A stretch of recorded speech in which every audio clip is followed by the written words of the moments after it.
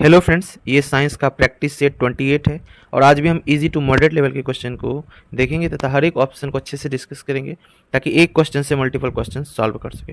तो वीडियो को स्टार्ट करने से पहले जो भी फर्स्ट टाइम चैनल पर विजिट किए हो, चैनल को सब्सक्राइब कर लेना ताकि वीडियो का नोटिफिकेशन आपको मिल सके। और आज की इस वीडियो में मॉडरेट से थोड़ा सा बढ़ के कुछ क्वेश्चन आपको हार्ड भी देखने को मिलेंगे ताकि आपके एग्जाम कॉन्सेप्ट को और भी इम्प्रूव करने में ये मदद करेंगे। तो वीडियो को स्टार्ट करते हैं। फर्स्ट क्वेश्चन है, निम्नलिखित में से द्वितीय विस्थापन अभिक्रिया की पहचान कीजिए। ऑप्शन दे रखा है आपका कि पोटेशियम ब्रोमाइड जो है कि BaI2 के साथ अभिक्रिया करके कुछ ये प्रोडक्ट बना रहे हैं, और सोडियम और क्लोराइड आपस में अभिक्रिया करके सोडियम क्लोराइड बना रहे हैं, और सिल्वर क्लोराइड जो है कि टूट कर Ag और Cl2 में विखंडित हो रहे हैं, और लास्ट ऑप्शन है कोई नहीं है एक से अधिक। तो जो इस क्वेश्चन का राइट आंसर हो जाएगा एक हो जाएगा। क्यों हो जाएगा? क्योंकि आपको पता है कि जो द्वि विस्थापन कहने का मतलब है, सबसे पहले तो विस्थापन किसे कहते हैं? जब भी कोई चीज एक दूसरे से डिस्प्लेस्ड हो जाए यानी स्थान बदल ले, ठीक है, उसे विस्थापन अभिक्रिया कहते हैं। ठीक है, जैसे कि सपोज दैट मैं ये बता दे रहा हूँ, जैसे कि AB है प्लस C है, ठीक है, कोई प्रोडक्ट को हमने बनाया और A जो है कि C के साथ आ गया B, तो देखिए जो भी प्रोडक्ट था वो उन्होंने अपना स्थान जो है विस्थापित कर लिया।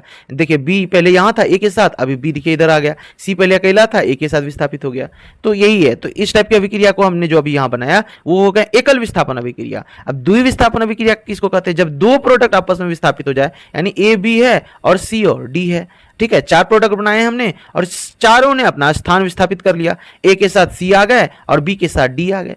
तो हमने देखा कि जो है कि दो बार दोनों ने, एक तो ये भी और इधर भी, दो बार जो हुए विस्थापन हुए, तो इस टाइप की अभिक्रिया को ही द्वि विस्थापन अभिक्रिया कहते हैं। तो ये जो ऑप्शन दे रखा है इसमें आपका राइट आंसर हो जाएगा एक, क्योंकि इसी में जो है आपका द्वि विस्थापन हो रहा है। देखिए पोटेशियम है और इन्होंने आयोडाइड के साथ अभिक्रिया कर पोटेशियम आयोडाइड बना लिया है, और जो Ba के साथ आयोडाइड था उन्होंने यानी Ba जो है ब्रोमाइड के साथ अभिक्रिया करके अलग से एक प्रोडक्ट बना लिया है। तो इसी में आपको डबल विस्थापन देखने को मिल रहा है। बाकी यहाँ पे तो क्या हो रहा है, यहाँ पे कॉम्बिनेशन रिएक्शन, संयोजन अभिक्रिया हो रहा है। दो प्रोडक्ट है और आपस में अभिक्रिया करके एक न्यू प्रोडक्ट बना रहे हैं, तो इस तरह की अभिक्रिया को कॉम्बिनेशन यानी संयोजन अभिक्रिया कह रहे हैं। और ये हुआ आपका विस्थापन अभिक्रिया या विखंडन अभिक्रिया, यानी कोई प्रोडक्ट है AB टूट के A और B अलग हो जा रहे हैं। ठीक है, तो चलते हैं अगले प्रश्न की ओर। अगला प्रश्न है कि इनमें से कौन सा जीव परजीवी पोषक, यानी यहाँ पे गलत लिखा हुआ था, मिसप्रिंट हो गया है, कि पोषण युक्ति को दर्शाता है। ठीक है, तो क्वेश्चन है इनमें से कौन सा जीव परजीवी पोषण युक्ति को दर्शाता है। ऑप्शन है मशरूम, यीस्ट, कवक, कोई नहीं है एक से अधिक। तो जो इस क्वेश्चन का राइट आंसर हो जाएगा आपका हो जाएगा कोई नहीं। क्यों कोई नहीं हो जाएगा? क्योंकि ये सभी जितने भी उदाहरण आप देख रहे हैं, मशरूम हो गए, ईस्ट हो गए, कवक हो गए, तीनों ही जो आपके हैं मृत्यजीवी के उदाहरण है। ये सभी क्या है? मृत्यजीवी, परजीवी नहीं बल्कि मृत्यजीवी हैं। ठीक है, अब परजीवी के फिर तब कौन से उदाहरण हो जाएंगे? जैसे मच्छर जो दूसरे पर निर्भर रहते हैं, ठीक है, दूसरे पर निर्भर रहते हैं, जैसे मच्छर हो गए, ठीक है, ये डायरेक्टली आप देखिएगा डायरेक्टली इनडायरेक्टली मनुष्यों पर निर्भर रहते हैं। फीताकृमि हो गए, ये भी मनुष्यों पर निर्भर रहते हैं। तो इस तरह के जीव को हम अगर रहता ऑप्शन में तो हम लगा सकते थे, ठीक, क्योंकि ये सभी जो है मच्छर, फीताकृमि वगैरह हो गए, ये सभी है परजीवी, और जो मशरूम, ईस्ट और कवक हो गए, ये सभी हो गए मृत्यजीवी। इसीलिए इस क्वेश्चन का राइट आंसर हो जाएगा कोई नहीं। ठीक है, चलते हैं अगले प्रश्न की ओर। अगला प्रश्न है कि एक निकट दृष्टि दोष से पीड़ित व्यक्ति 80 सेंटीमीटर दूर तक ही स्पष्ट रूप से देख सकता है। इस दोष को दूर करने के लिए आवश्यक लेंस की क्षमता क्या होगी? ऑप्शन है +1.25, -1.25, +2.25, कोई नहीं है एक से अधिक। तो ये एक छोटा सा सिंपल सा नॉमेरिकल है जो कि NTPC के एग्जाम हो, चाहे TRE के एग्जाम हो, और जितने भी कॉम्पिटिटिव एग्जाम है, अगर न्यूमेरिकल आ रहा है तो ये बेसिक सा न्यूमेरिकल है, ये आसानी से आपसे बन जाएंगे। मैं बताऊंगा फिर कैसे आसान बन जाए। तो इस क्वेश्चन का पहले मैं राइट आंसर बताने से पहले बता ही दूं कि जो कोई भी अगर आपको क्षमता निकालनी है लेंस की क्षमता, तो होती है 1/f। ठीक है, अगर ऊपर मीटर में है, कोई भी अगर क्वेश्चन में अगर दे रखा हो दूरी, अगर कोई भी दूरी अगर मीटर में दे रखा हो तो उसका नॉर्मल फॉर्मूला से बनाना है 1/f। ठीक है, जो भी फोकस दूरी है। ठीक, अगर फोकस दूरी सेंटीमीटर में दे रखा है, ठीक है, तो आप सेंटीमीटर में बदलने के लिए आप क्या करो, ऊपर 100 दे दिया करना। ठीक है, अगर सेंटीमीटर, जैसे यहाँ पे सेंटीमीटर में दे रखा है ना, तो आप ऊपर 100 पहले ही लगा दो और नीचे तब फोकस दूरी जितनी है वो लगाओ। तो क्वेश्चन में फोकस दूरी कितनी दे रखी है? 80 दे रखी है, तो ऊपर 80 और नीचे जो ऊपर 100 और नीचे 80। तो अब मैंने ये भी बता दिया ना 100 हमने क्यों लगाया, और फॉर्मूला ये कहां से आया, तो 1/f। तो ये जो ये दे रखी है, ये फोकस दूरी दे रखी है। ठीक है, तभी आप जो है कि लेंस की क्षमता निकाल सकते हो। तो इस प्रकार अगर आप कट करोगे और आप इसको डिवाइड वगैरह करोगे तो आपको 1.25 आंसर हो जाते हैं, ठीक है, 1.25 आंसर आ जाएंगे। और 1.25 आंसर आने के बाद आप यहाँ पे कंफ्यूज हो जाओगे कि यहाँ भी 1.25 है, यहाँ भी 1.25 है, तो कौन सा राइट आंसर हो जाएगा। तो आपको ये भी समझना होगा जो निकट दृष्टि दोष है या दूर दृष्टि दोष आ रहा है तो उसमें कौन सा लेंस लगता है, ठीक है, और कौन से लेंस के लिए कौन सा साइन यूज किया जाता है। जैसे आपको पता होगा कि अवतल लेंस, आप ही लोग जो चश्मा बनवाने जाते हो अपना कैसे बोलते हो, मेरा पावर माइनस में है या प्लस में, तो अपनी दृष्टि दोष के अनुसार ना आप उसमें कौन सा लेंस लगेगा। तो निकट दृष्टि दोष जिसको होता है तो उसके लिए अवतल लेंस लगता है और अवतल लेंस का साइन होता है माइनस। समझ गए, तो ये हमने निकाल लिया पावर, और पावर के साथ कौन सा साइन लगेगा, माइनस लगेगा, क्योंकि निकट दृष्टि, आपको ये भी जानना होगा कि निकट दृष्टि दोष के लिए अवतल लेंस का यूज किया जाता है इसको दूर करने के लिए, इसके उपचार के लिए, और दूर दृष्टि के लिए उत्तल लेंस का किया जाता है। तो अगर दूर दृष्टि दिया हुआ रहता तो आपका राइट आंसर हो जाता +1.25, बट यहाँ पे जो है आपका कि अवतल लगेगा, इसमें निकट दृष्टि दोष है तो यहाँ पे आपका हो जाएगा आपका -1.25 राइट आंसर, ठीक है। तो आप समझ गए कि निकट दृष्टि दोष में लगते हैं अवतल लेंस, अवतल लेंस का साइन होता है माइनस, और इसी वजह से सबसे पहले हमको ये ध्यान दिया कि हमें माइनस साइन लगेगी, और पावर निकालने का जो फॉर्मूला हमने बताया 1/f से निकलेगा। अगर सेंटीमीटर में फोकस दूरी दे रखे तो पहले ही आप बदलने के लिए आप ऊपर ही 100 कर दो, अगर मीटर में दूरी दे रखे फोकस दूरी तो आप ऊपर सिर्फ 1 लगा के नीचे f जितना भी दे रखा है उससे डिवाइड कर दोगे, तो इस प्रकार आपका राइट आंसर निकल जाएगा, ठीक है। निकट दृष्टि दोष में क्या होता है, आपको निकट की ही चीजें दिखती है बल्कि दूर की चीजें नहीं दिखती है। और दूर दृष्टि दोष में क्या होता है, दूर की ही चीजें आपको दिखाई देगी और नजदीक की नहीं दिखाई देगी, ठीक है। तो चलते हैं अगले प्रश्न की ओर। अगला प्रश्न है कि जब रक्त में ऑक्सीजन की सांद्रता में कमी आती है तो स्वास्थ्य की गति, ठीक है, तो स्वास्थ्य की गति नहीं, यहाँ पे थोड़ा सा स्पेल हो गया है, यहाँ पे आपका हो जाएगा श्वास, जो आपका श्वास है यानी आपका रेस्पायरेशन जो है, रेस्पायरेशन रेट जो है वो यानी गति, जो सांस लेते हो आप इनहेल एक्सेल, तो उसकी गति पर क्या प्रभाव पड़ेगा, क्या वो बढ़ जाएगी या कम हो जाती है या अपरिवर्तित रहती है, कोई नहीं है एक से अधिक।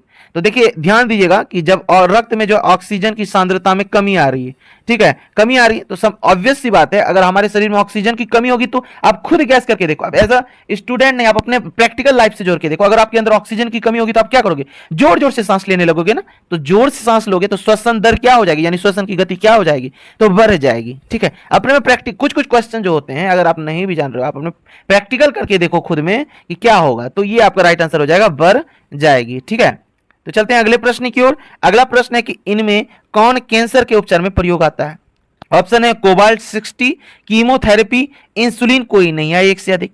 तो इस क्वेश्चन का राइट आंसर हो जाएगा आपका कोबाल्ट 60 भी, कीमोथेरेपी भी, तो एक से अधिक हो जाएगा आपका राइट आंसर, क्योंकि कोबाल्ट 60 का भी प्रयोग किया जाता है कैंसर के उपचार में और कीमोथेरेपी भी चलाई जाती है कैंसर में। तो कैंसर जो होते हैं वो कैंसर होने वाले जीन को कहते हैं अंकोजीन, ये आप लिख लो, ठीक है, अंकोजीन कहते हैं, और कैंसर के अध्ययन को कहते हैं अंकोलॉजी, ठीक है, ये दो बातें आप ध्यान देना। और कैंसर की जांच की बात करी जाए तो कैंसर की जांच होती इलीजा, ठीक है। चलते हैं अब अगले प्रश्न की ओर। अगला प्रश्न है आपका निम्नलिखित में से कौन बायोडीजल की फसल है।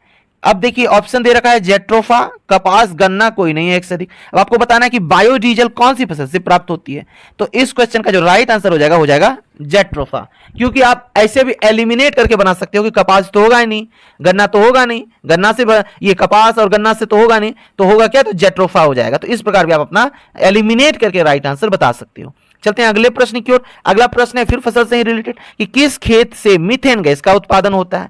ऑप्शन है धान की खेत, गेहूं की खेत, गन्ने की खेत, कोई नहीं है एक से अधिक। तो इस क्वेश्चन का राइट आंसर हो जाएगा आपका धान की खेत, ठीक है। जो मीथेन होते हैं इसको CH4 से दर्शाया जाता है और मीथेन की गैस धान की खेत से ही मिलते हैं। पहले जब वैज्ञानिकों ने अध्ययन करना शुरू किया था तो वो बस ये जानते थे कि मीथेन जो प्राकृतिक से ही मिलेंगे हमें, प्राकृतिक गैस है, ठीक है, जो कि धान के खेतों से ही केवल प्राप्त होंगे। बाद में फिर तो धीरे धीरे वैज्ञानिक ग्रोथ हुए और इस प्रकार सबसे पहले जो आर्टिफिशियल बनाया, यूरिया बनाया, इस प्रकार धीरे धीरे विकसित हुआ। तो ये बात ध्यान दीजिएगा कि तो धान की जो खेत होती है उससे मीथेन गैस निकलती है, ठीक है। और जो गोबर गैस होते हैं उससे भी मीथेन निकलते हैं, ये बात ध्यान दीजिएगा, जो गोबर गैस होते हैं उससे भी मीथेन निकलते हैं।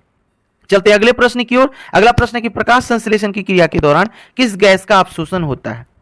ऑप्शन है CO2, N2, O2, कोई नहीं है एक से अधिक।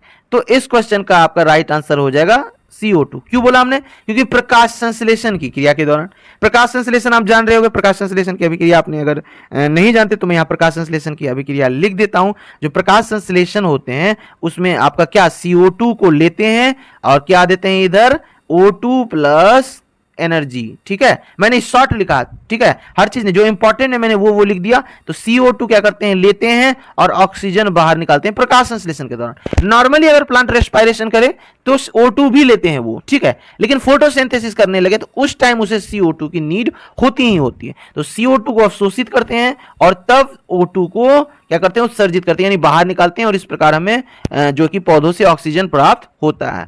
ठीक है, तो इसीलिए बोला गया था कि राइट आंसर ऑप्शन CO2, क्योंकि गैस का अवशोषण कर रहा है तो CO2 का अवशोषण करता है। ठीक है, ऑक्सीजन और N2 तो बाहर ही निकाल देते हैं। ठीक है, चलते हैं अगले प्रश्न की ओर। अगला प्रश्न है कि ऑडियो और वीडियो टेप पर किस रासायनिक पदार्थ का लेप रहता है। ठीक है, जो ऑडियो होते हैं और वीडियो टेप तो इसमें किस प्रकार का रासायनिक लेप रहता है? ऑप्शन है लौह ऑक्साइड का, मैग्नीशियम ऑक्साइड का, एल्युमिनियम ऑक्साइड का, कोई नहीं है एक से अधिक। तो इस क्वेश्चन का जो हो जाएगा राइट आंसर हो जाएगा लौह ऑक्साइड। तो जो ऑडियो और वीडियो टेप होते हैं उस पे ना लौह ऑक्साइड यानी FeO फेरस ऑक्साइड का लेप चढ़ा हुआ होता है। चलते अब अगले प्रश्न की ओर। अगला प्रश्न है कि निम्नलिखित में से किसे एरिथ्रोसाइट कहते हैं। ठीक है, ऑप्शन दे रखा है RBC, WBC, प्लेटलेट्स, कोई नहीं है एक से अधिक।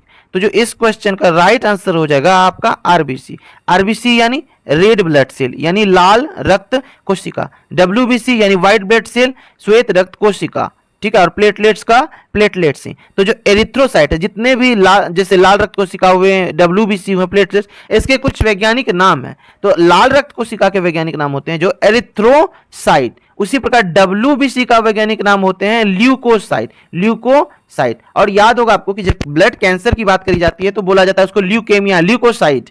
ठीक है, ल्यूकेमिया होता है क्यों? क्योंकि उसमें W, ठीक है, इसीलिए उसको ल्यूकेमिया भी कहते हैं ब्लड कैंसर को। ध्यान दीजिएगा, ब्लड कैंसर को ल्यूकेमिया कहते हैं। और प्लेटलेट्स को बोला जाता है प्रोथ्रोम्बोसाइट। क्या बोला जाता है? प्रोथ्रोम्बोसाइट। तो ध्यान दीजिएगा, RBC को इरिथ्रोसाइट, WBC को ल्यूकोसाइट और प्लेटलेट्स को प्रोथ्रोम्बोसाइट। इस प्रकार आप ट्रिक भी बना सकते हैं, RBC का E, WBC का L, प्लेटलेट्स का P। ठीक है, प्रोथ्रोम्बोसाइट्स। प्लेटलेट्स का क्या काम होता है? कहीं पे अगर हमारे बॉडी में किसी भी पार्ट में कट फट जाए तो जो ब्लीडिंग कंटिन्यू होते रहेगी तो इस प्रकार ब्लड सारा तो शरीर का निकल जाएगा। तो ब्लड सारा ना निकले, जहां पे कट जाता है वहां पे जो होते हैं रक्त का थक्का बना देते हैं ये प्लेटलेट्स फाइबर जो होते हैं इस प्रकार क्या करते हैं, इस प्रकार थक्का बना देते हैं ताकि जो ब्लड्स हैं वो बाहर ना निकल सके। ठीक है, WBC का क्या काम होता है? ये जो हमारे अंदर एंटीजन का विकसित करते हैं, जो बाहर से जो होते हैं कोई भी बीमारी वगैरह हमारे को अटैक ना करे उसके लिए प्रोटेक्ट करते हैं। इसीलिए इसको रक्षी कोशिका भी कहते हैं WBC को। ठीक है, हमारे शरीर का सेना कोशिका है, रक्षक कोशिका कहते हैं। तो ये था आज का आखिरी प्रश्न। अगर इसी तरह की वीडियो आपको अच्छी लगती है तो वीडियो को लाइक कर देना और जो भी चैनल पर नहीं हो चैनल को सब्सक्राइब कर लेना।